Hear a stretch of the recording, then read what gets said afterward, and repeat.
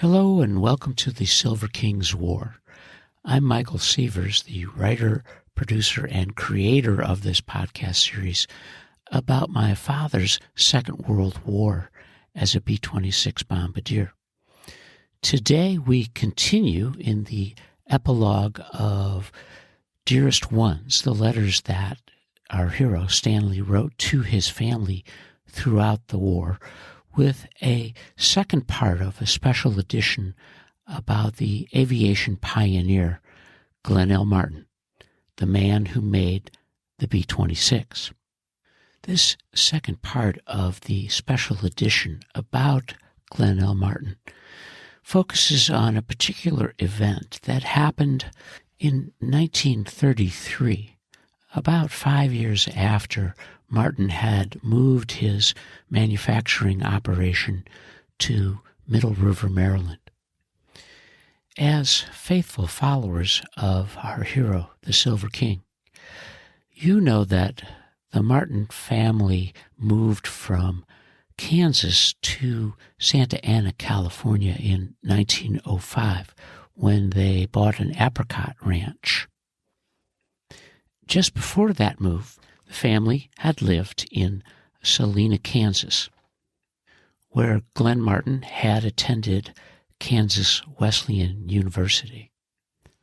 22 years after the Martins had left Salina for Santa Ana, Kansas Wesleyan and its staff had decided to confer a special honor on Martin as a rising and famous American aviation manufacturer.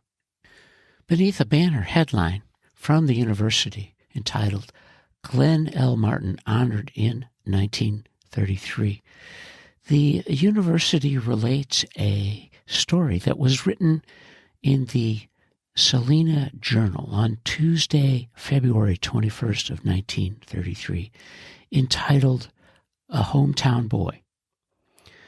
It began with Glenn Martin's success is recognized as Wesleyan confers on him an honorary degree at the Founders' Day banquet. The Salina Journal story began this way.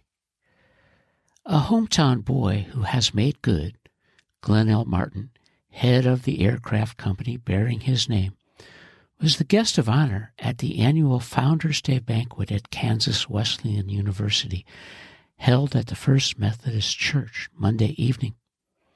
It was one of the largest crowds that has been present at such an event, and many of those present having been boyhood or schoolhood friends of Mr. Martin. Culmination of the affair came with the conferring of the degree of Bachelor of Science upon the guest by President L. B. Bowers of the university, and proudest of all the crowd that had gathered to pay tribute to the achievement of the man who was dreaming and working with plans for airplanes when most people had not yet their first automobile, was Mrs. C. Y. Martin, mother of the newly created Doctor of Science, who was enjoying the greatest satisfaction that carries to any mother, the pleasure of seeing the old hometown crowd give formal and public credit to her son for his achievement. Glenn Martin began.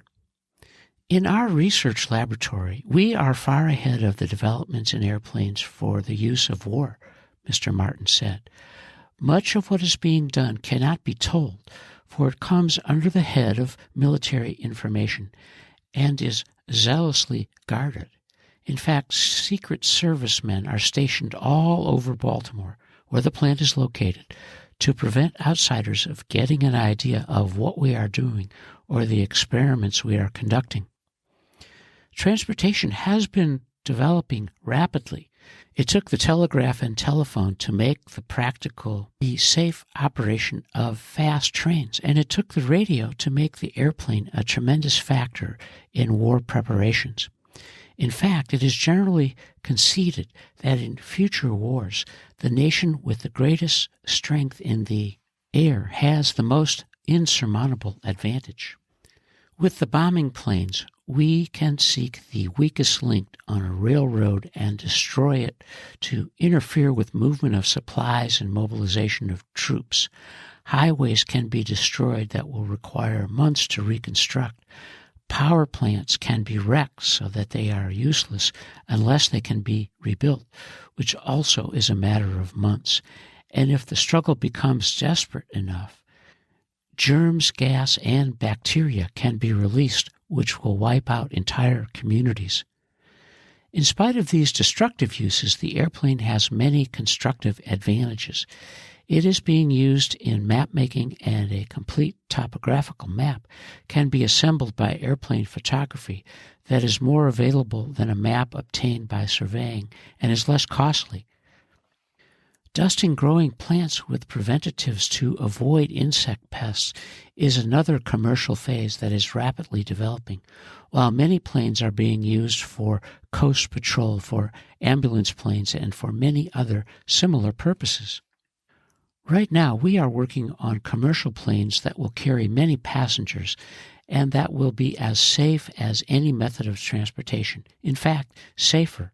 Already, many devices are known to make flying more safe, and as the need for them develops, we will be able to solve the problems that we will face. Personally, I believe in disarmament, but I also am convinced that the easiest way to bring that about is to be ready to face any situation that may arise. With aircraft, we can both attack and defend, and the new planes we are building are so constructed that they can fly more than 200 miles per hour. Recently, we have been able to construct a plane that can discharge a horizontal bomb, and that is a great advantage. Here, before, bombs have been aimed at the target by diving straight down over the target to be hit and then releasing the bomb. But now we are able to fly straight ahead, thousands of feet in the air, and at the same time aim at the target with almost no misses. Today, we are ahead of other countries in the development of aircraft, but the advantage may not be for long. So for our own protection, it is necessary to continue our experiments and to maintain supremacy in the air for the speed and distances that large planes can fly without refueling makes it imperative that we can both attack and defend against a method of warfare that is more dangerous than any menace we have ever faced. After Glenn Martin's remarks, there were addresses by Bishop Charles L. Meade and Dr. W. J. Davidson. They stressed the importance of Kansas Wesleyan because of its combination of education at a low cost and its background of religion. The Salina Journal article went on. The first task of modern education is to restore faith in God, and that was Bishop Meade stating a quote in his opening remarks of a speaker he had heard at New York University. Trained youth is responsible for the development of the airplane, he continued, and pointed out the exploits of Charles A. Lindbergh and to the fact that Glenn L. Martin was a student of Kansas Wesleyan.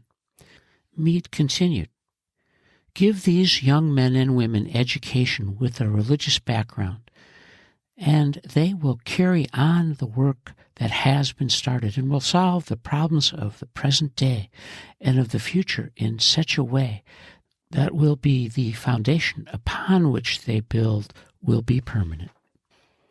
3 months after Glenn Martin's hometown hero's welcome at Kansas Wesleyan University, Franklin Delano Roosevelt, in the first year of his initial term, would present the 1932 Robert J. Collier Trophy to Glenn Martin. The trophy, the highest award for the greatest achievement in aviation each year, was for Martin's design, development, and construction of the B-10 bomber. Built in Middle River, the B-10's success brought Martin and his mother Minta to the St. John's Church near DuPont Circle and the White House in Washington, D.C. on May 31st, 1933.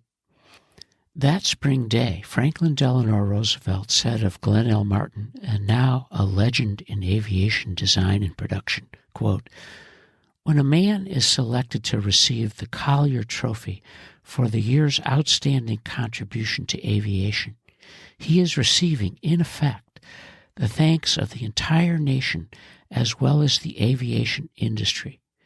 Mrs. Martin, we in America share your pride in the achievement of your son." And 6 years after that presentation, Time magazine on May 29th of 1939, in an article called Transport, wrote this about Glenn Martin, quote, "To Baltimore, adding designers, draftsmen, withdrawing more and more from designing to administer the business, Martin turned out better and better models in rapid succession. He swapped little information with other manufacturers and became known as a somber lone wolf. From the Cleveland plant came the first plane built specifically for mail service, the first metal American monoplane, of which the Navy bought 36, the first bomber with an alloy steel fuselage, of which the Navy bought 103. By 1925, it was time to expand again, and this time, builder Martin decided to have plenty of room. From unsuspecting holders of Tidewater property above Baltimore, options were cautiously obtained by agents who represented themselves as acting for a New York sportsman's club. When they were all in, Glenn L. Martin Company had options on 1,243 acres of land and was ready to build a plant. Since then, things have gone a-humming. Soon after he moved into the plant, Martin told friends that he had a ship coming off the drawing boards that would revolutionize military aviation. It did. The ship was the Martin B-10, a two-motored monoplane. With a range of 1,800 miles and a bomb load of 2,400 pounds, it could pull away from any pursuit ship, then in the air at a top speed of 250 miles an hour. The U.S. Army took 151 of them. Glenn Martin was on the cover of that May 29, 1939 Time magazine. And by the end of 1939, Time had named Adolf Hitler its Man of the Year. This is the end of the second part of the special edition on the history of Glenn L. Martin as an aviation manufacturing giant. And you are listening to the Silver King's War.